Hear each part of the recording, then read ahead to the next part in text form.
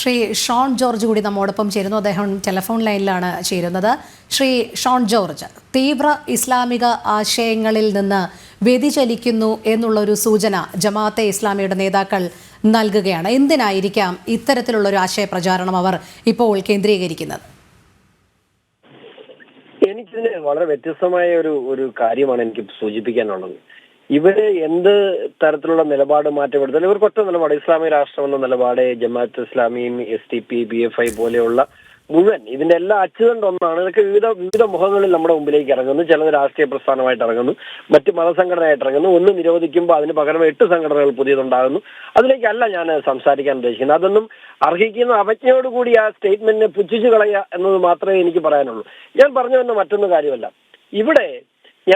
എനിക്ക് ഇവിടെ സംസാരിക്കാനുള്ളത്, എന്നെ കേൾക്കുന്ന നല്ലവരായ ഇസ്ലാം സഹോദരങ്ങൾ, ഈ രാജ്യത്തോട് അല്പമെങ്കിലും കൂറുള്ള ഇസ്ലാം സഹോദരങ്ങൾ ഉണ്ടെങ്കിൽ ഇനിയെങ്കിലും നിങ്ങൾ ഇത്തരം ആളുകളെ, ഇത്തരം സംഘടനകളെ തള്ളിപ്പറയാൻ തയ്യാറായില്ലെങ്കിൽ ഇവിടെ ഇന്ത്യ മഹാരാജ്യത്ത് ജീവിക്കുന്ന നിങ്ങളെല്ലാം ഈ കളറിന്റെ പുറത്തായി തന്നെ ജീവിക്കേണ്ട സാഹചര്യം ഉണ്ടാവും.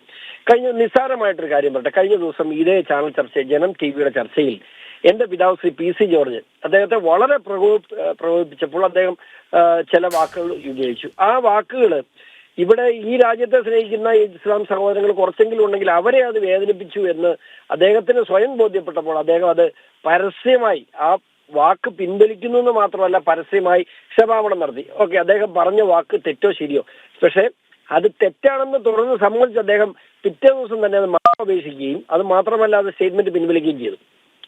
സ്വാഭാവികമായും ഒരു മതസ്പർദ്ധ വർദ്ധിപ്പിക്കുന്ന ഒരു വാക്ക് അല്ലെങ്കിൽ ഒരു സംസാരം ഉണ്ടായി. അതിനെ സംബന്ധിച്ച് അദ്ദേഹം മാപ്പ് പറഞ്ഞത് അവസാനിപ്പിച്ചു.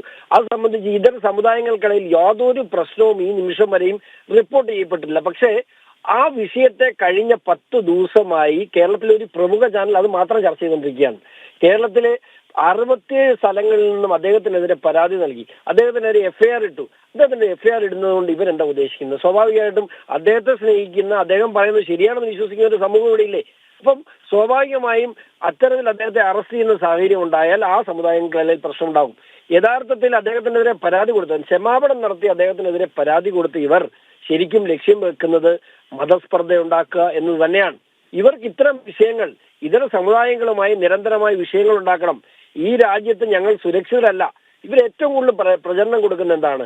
നരേന്ദ്രമോദിയുടെ ഭരണകാലത്ത് ഇവർ ഞങ്ങൾ മുസ്ലിം സമുദായത്തിൽ പെടുന്നതുകൊണ്ട് ഈ രാജ്യത്ത് സുരക്ഷിതരല്ല എന്നാണ് ഇവർ പ്രചരണം കൊടുക്കുന്നത്. ഞാൻ ഒന്നും ചോദിച്ചില്ല, 10 വർഷമായില്ലേ നിങ്ങൾ ഈ പ്രചരണം തുടങ്ങാൻ തുടങ്ങിയിട്ട്? ഈ 10 വർഷക്കാലത്തിനിടയിൽ എന്തു സംഭവിച്ചു?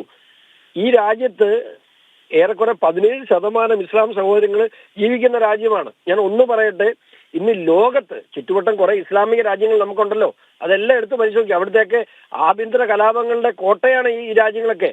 അവിടെ നിന്നും ഇന്ത്യയിലേക്ക് വരുമ്പോൾ ലോകത്ത് ഇന്ന് ഏറ്റവും അധികം മുസ്ലിം സഹോദരങ്ങൾ സുരക്ഷിതരായി ജീവിക്കുന്നത് നരേന്ദ്രമോദി ഭരിക്കുന്ന ഇന്ത്യയിലാണ്. ഇനിയെങ്കിലും അത് മനസ്സിലാക്കാനുള്ള സാമാന്യ വിവരം ഈ സമൂഹത്തിനുണ്ടായില്ലെങ്കിൽ ഇപ്പോൾ പറഞ്ഞ പോലെ തന്നെ ഈ സംഘടനകളെല്ലാം കൂടി ഈ രാജ്യത്തുള്ള മുഴുവൻ മുസ്ലിം സഹോദരങ്ങളെയും തീവ്രവാദികളായി മുദ്രകുത്തും. അവരുടെ ആവശ്യമാണത്. കാരണം അവർ ചിന്തിക്കുന്ന ഇസ്ലാമിക രാജ്യത്തിലേക്ക് അവർ നടന്നെടുക്കണമെങ്കിൽ ഇവിടെ ഒരു മത തീവ്രവാദത്തിന്റെ പേരിൽ മുഴുവൻ ഇസ്ലാമികളെയും സംഘടിപ്പിക്കാൻ കഴിയണം. ഒരു നിയോജകമണ്ഡലം എടുത്ത് നമുക്കൊരു ഇലക്ഷൻ പ്രൊസീജിയർ എടുക്കാം. ഒരു ഇലക്ഷൻ പ്രൊസീജിയറിൽ ഒരു നിയോജകമണ്ഡലത്തിൽ ഈ പറയുന്ന സംഘടനകൾക്കൊക്കെ 1000-1500 വോട്ടേ ഉള്ളൂ. പക്ഷെ ഇവർ നടത്തുന്ന പ്രചരണം എന്താണ്? പാലക്കാട് എന്ത് സംഭവിച്ചു വെച്ചാൽ BJP ജയിക്കാൻ പോകുന്നു. BJP ജയിച്ചു പോയാൽ നമ്മൾ ഇസ്ലാം സഹോദരങ്ങൾക്ക് ഇവിടെ ജീവിക്കാൻ കഴിയില്ല. എന്നിട്ട് ഇവർ ആരാണ് 2ാം സ്ഥാനത്തുള്ളതെന്ന് ഗവേഷണം നടത്തും. എന്നിട്ട് വോട്ടുകൾ കൺസോളിഡേറ്റ് ചെയ്ത് ഇവർ പ്രചരണം നടത്തി പറഞ്ഞു, നമ്മൾ ഒരുമിച്ച് നിന്നില്ലെങ്കിൽ ഇവിടെ BJP ജയിക്കുന്ന സാഹചര്യം ഉണ്ടാവും. BJP ജയിച്ചാൽ നമുക്കിവിടെ ജീവിക്കാൻ പറ്റുമോ? നിങ്ങൾ UP ചെന്ന് നോക്ക്, നിങ്ങൾ മധ്യപ്രദേശിൽ ചെന്ന് നോക്ക്.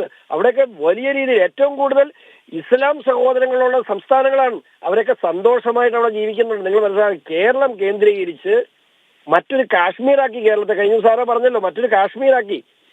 കാശ്മീരിൽ ഇപ്പൊ സമാധാനമായി, കാശ്മീരിൽ ഇപ്പം അനങ്ങാൻ പറ്റുന്ന സാഹചര്യമല്ല. അപ്പോൾ അതിന്റെ ഒരു കേന്ദ്രമാക്കി ഇവിടത്തെ മാറ്റി ഇവിടെയുള്ള മുഴുവൻ ഇസ്ലാമികളെ, എത്രയോ നല്ല സുഹൃത്തുക്കൾ, ഇസ്ലാം സഹോദരങ്ങളായ സുഹൃത്തുക്കൾ എന്നോട് പറഞ്ഞിട്ടുണ്ട്, ഞങ്ങൾ മിണ്ടിയാൽ ഒറ്റപ്പെട്ടു പോകും.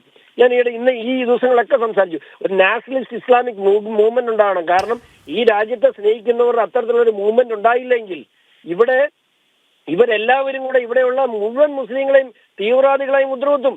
അത് ഇവിടുത്തെ BJP-യുടെയോ അല്ലെങ്കിൽ ഇതര സമുദായങ്ങളുടെ ആവശ്യമല്ല. ഇവിടെയുള്ള മുഴുവൻ മുസ്ലിങ്ങളെയും തീവ്രവാദികളായി മുദ്രകുത്തേണ്ട ആവശ്യം SDP-യും ജമാഅത്തെ ഇസ്ലാമിയും PFI-യും പോലെയുള്ള ഇവരുടെ ആവശ്യമാണ്. അവരാ കർത്തവ്യമാണ് ഓരോ ഘട്ടമായി നടപ്പിലാക്കിക്കൊണ്ടിരിക്കുന്നത്. ഈ അസഹിഷ്ണുത ഇവർ വാർത്തെടുക്കുന്നത് അതിലേക്കുള്ള പ്രയാണത്തിന് വേണ്ടിയാണ്. അപ്പോൾ ഏതെങ്കിലും തരത്തിലൊരു തിരിച്ചടി ഉണ്ടാവും, അപ്പോൾ അവർ നിലപാട് മാറ്റും. അതാണ് ഇപ്പോൾ കണ്ടിട്ടുള്ളത്. അതെ.